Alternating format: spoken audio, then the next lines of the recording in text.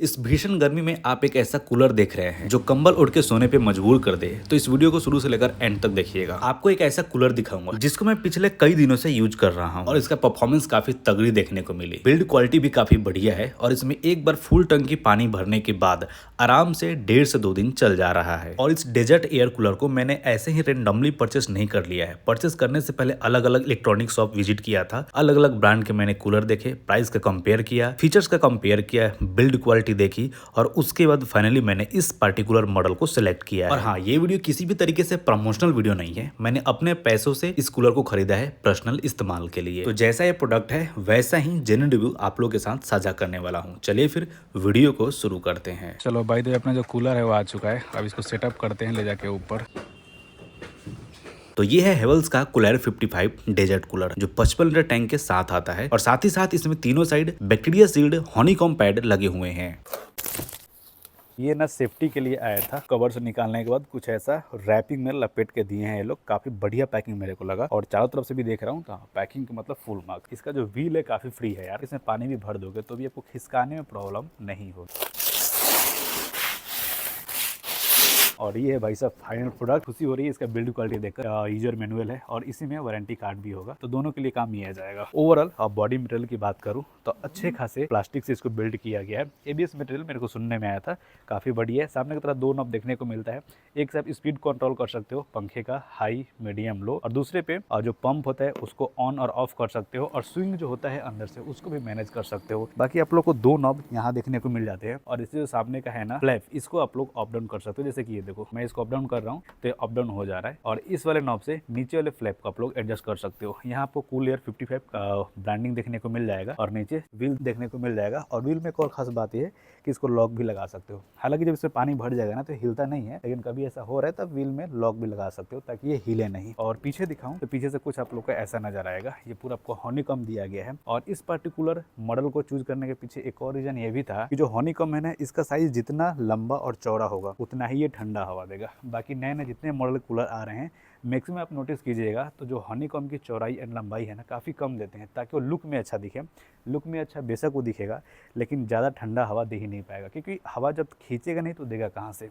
तो यहाँ देख लो, इतना बड़ा हनीकॉम्ब पैड पीछे दिया गया है। साइड में भी हनीकॉम्ब पैड है। ये सबको आप निकाल भी सकते हो, मैं आप लोगों को निकाल के भी दिखाऊंगा।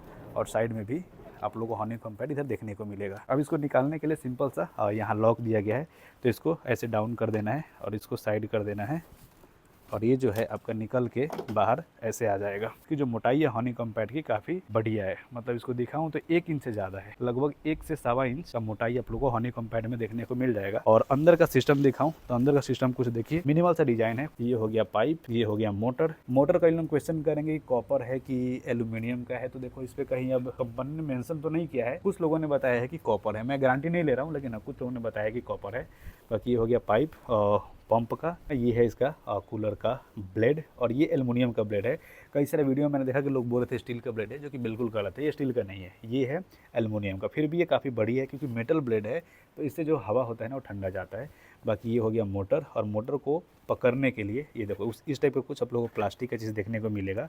अब इसमें कभी भी पानी जाए, कभी कभार धूल भी चला जाए तो इसमें रस्ट नहीं लगेगा, यानी कि ये खराब नहीं होगा क्योंकि ये प्लास्टिक से बना हुआ है। और पीछे देखेंगे यहाँ तो ये वायर को लपेटने के लिए भी जगह दिया गया है। अगर काम नहीं है तो आप इसको अच्छे से वायर को लपेट वगैरह करके और रख सकते हैं। और इसको आपको निकालना है तो ऐसे आप वायर को निकाल के यूज भी कर सकते हैं। और यहीं पीछे आप लोग को वाटर इनलेट का एक देखने को मिल जाएगा ट्रे, जहाँ से आप पानी वगैरह डाल सकते हैं। और इसमें छोटा सा जाली भी दिया गया है ताकि पानी में कभी ऐसा कुछ कचरा हो तो इसमें जाए ना। हालांकि कोई भी पानी डालेगा तो कचरा तो नहीं डालेगा, लेकिन हाँ कंपनी ब्रांड ने ऐसा दिया है। और यहाँ भी एक और होल मिल जाता है, अगर आप पाइप से पानी डालना चाहते हैं तो इसको बंद रखे रहिए और यहाँ से आप पानी को डाल सकते हैं पाइप के द्वारा। तो 2 चीज मिल जाता है पानी डालने के लिए। और यहाँ देखेंगे वाटर को ड्रेन करने के लिए अलग से नॉब मिल जाता है, तो इसको आप बाहर निकाल के अंदर वाले पानी को बाहर कर सकते हैं, टंकी को अगर साफ करना होगा तो। बाकी दोस्तों ये है कूलर का ये वायर। इसकी लंबाई की बात करो तो लगभग देख लो मेरे मतलब दोनों हाथ की तरफ जा रहा है। मान लो कि 1 से 1.25 मीटर के करीब ये होगा इसकी लेंथ। 1 मीटर से तो ज़्यादा ही होगा, कम नहीं होगा, या कम से कम 1 मीटर तो होगा ही। तो लेंथ भी और ठीक ठाक मिला। ओवरऑल बिल्ड क्वालिटी कूलर का पर्सनली बढ़िया लगा मुझे कंपेयर टू अदर ब्रांड, और जिस प्राइस रेंज में आ रहा है बढ़िया है। और हाँ, इस कूलर का मोटर थर्मल प्रोटेक्शन के साथ आता है। इसका मतलब ये हुआ कि किसी भी कारण से मोटर गर्म हो जाता है तो थर्मल प्रोटेक्शन होने के कारण ऑटोमेटिक मोटर चलना बंद कर देगा, और जब मोटर ठंडा हो जाएगा तो ऑटोमेटिक दोबारा मोटर चलना शुरू भी कर देता है। मोटर गर्म होने के कई कारण हो सकते हैं, जैसे कि लगातार बहुत देर तक कूलर को चलाना, या वोल्टेज का बार बार अप डाउन होना, या पंखा किसी कारणवश जाम हो जाना। क्योंकि इस मोटर में थर्मल प्रोटेक्शन है, इसलिए उचित से ज्यादा हीट होने के बावजूद भी मोटर जलता नहीं है कभी। और जो इसका वाटर पंप है ये भी काफी बढ़िया काम करता है। तीनों हनीकॉम्ब पे इवनली वाटर को सप्लाई करता है, और इससे तीनों हनीकॉम्ब अच्छे से गीले होते हैं, और इसी कारण इसका हवा काफी चिल्ड होता है। बाकी कूलर के टंकी में सामने की तरफ आप लोगों को वाटर इंडिकेटर भी देखने को मिल जाता है, तो बेसिकली इसको देखकर आप लोग अंदाजा लगा पाओगे कि अभी आपके कूलर में कितना पानी बचा हुआ है। और बाकी जो फैन का डायमीटर है ना 16 इंच का है, तो एयर थ्रो इसकी काफ़ी बढ़िया है। मतलब 10x12 का रूम हो, 12x12 का रूम हो, या एक मीडियम साइज का हॉल भी हो ना, उसको ये इजिली कवर कर लेता है। दोस्तों सभी फीचर्स बताने के बाद अभी आप लोगों के साथ साझा कर रहा हूँ रियल लाइफ अनुभव कैसा है, क्योंकि कंपनी जो मेंशन करती है वो बात अलग होता है, और रियल लाइफ में प्रोडक्ट कैसा है ना वो काफी डिफरेंट होता है। तो रियल लाइफ में ये प्रोडक्ट काफी यूजफुल है, जिसका जो बिल्ड क्वालिटी है काफी बढ़िया है, मतलब कि लॉन्ग लास्टिंग है, चलेगा ही चलेगा। और इसमें कोई भी एक्स्ट्रा फीचर्स नहीं दिया गया है, जैसे कि आइस चेंबर। अभी जितने मॉडर्न कूलर आ रहे हैं उसमें आप नोटिस करोगे आइस चेंबर आ रहा है, और आइस चेंबर के नाम से एक तो कूलर का प्राइस बढ़ जाता है, और जो लोग आइस चेंबर सोच के ले रहे होंगे मुझे नहीं लगता कि वो लोग कभी उसमें आइस डालते भी होंगे, क्योंकि रियल लाइफ में देखोगे तो कूलर का काम क्या है, ठंडा हवा आप तक पहुंचाना। इसके लिए वाटर टैंक दिया गया है, हनीकॉम्ब पैड दिया गया है। अब इसमें थोड़ा सा आइस डालकर जब तक आइस चलेगा 5-10 मिनट तब तक तो ठीक है, अदरवाइज फिर वही हवा देगा जितने इसकी कैपेसिटी है टंकी से पानी खींचकर ठंडा हवा देने की। तो कोई मतलब सेंस नहीं बनता है आइस चेंबर में पैसा एक्स्ट्रा लगाने का। दूसरी बात, अभी जितने मॉडर्न कूलर आ रहे हैं, अगर आपके पास ज़्यादा पैसा है तो मॉडर्न कूलर खरीदोगे, और मॉडर्न कूलर में क्या मिलेगा कि आप लोगों को मस्कीटो नेट देखने को मिलेगा। अब मस्कीटो नेट का मेरे को एक बात ये समझ नहीं आया कि अगर मैं ये जो कूलर है ये पोर्टेबल कूलर है, कहीं भी आप लेके जा सकते हो, तो मैक्सिमम लोग इसको रूम के अंदर ही यूज़ करेंगे ना। एक जो टीना वाला कूलर आता है उसको लोग खिड़की के बाहर यूज़ करते हैं, लेकिन ये तो घर के अंदर यूज़ होने वाला कूलर है।